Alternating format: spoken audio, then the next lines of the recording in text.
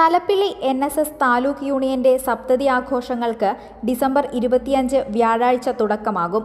Mundathikode NSS higher secondary school അങ്കണത്തിൽ ഉച്ചതിരിഞ്ഞ് 2 മണിക്ക് നടക്കുന്ന ചടങ്ങിൽ NSS ഡയറക്ടർ ബോർഡ് അംഗവും പന്തളം താലൂക്ക് യൂണിയൻ പ്രസിഡന്റുമായ പന്തളം ശിവൻകുട്ടി സപ്തതി ആഘോഷങ്ങളുടെ ഔപചാരിക ഉദ്ഘാടനം നിർവഹിക്കും. NSS ഡയറക്ടർ ബോർഡ് അംഗവും തലപ്പിള്ളി താലൂക്ക് യൂണിയൻ പ്രസിഡന്റുമായ അഡ്വക്കേറ്റ് P. ഹൃഷികേശ് ചടങ്ങിൽ അധ്യക്ഷത വഹിക്കും.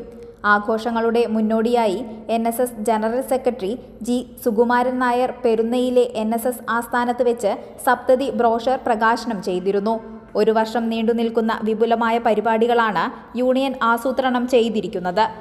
സമുദായ അംഗങ്ങൾക്കായി സപ്തതി ചികിത്സാ ധനസഹായ പദ്ധതി, പാമ്പാടിയിൽ മന്നം സ്മൃതി മണ്ഡപം, കുമരനെല്ലൂരിൽ മന്നം മെമ്മോറിയൽ മാൾ എന്നിവയുടെ നിർമ്മാണവും ഇതിൽ ഉൾപ്പെടുന്നു.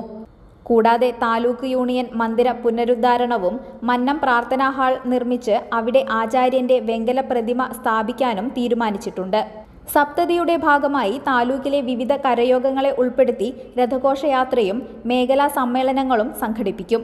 കാർഷിക മേഖലയ്ക്ക് കരുത്തേകാൻ ഫാമേഴ്സ് പ്രൊഡ്യൂസേഴ്സ് ഓർഗനൈസേഷൻ ആരംഭിക്കാനും വനിതാ സംഗമവും പ്രതിഭാ സംഗമവും നടത്താനും തീരുമാനമായി. 149 കരയോഗങ്ങളെയും പോഷക സംഘടനകളെയും അണിനിരത്തി വടക്കാഞ്ചേരിയിൽ നടക്കുന്ന നായർ മഹാസംഗമത്തോടെ സപ്തതി ആഘോഷങ്ങൾക്ക് സമാപനം കുറിക്കും.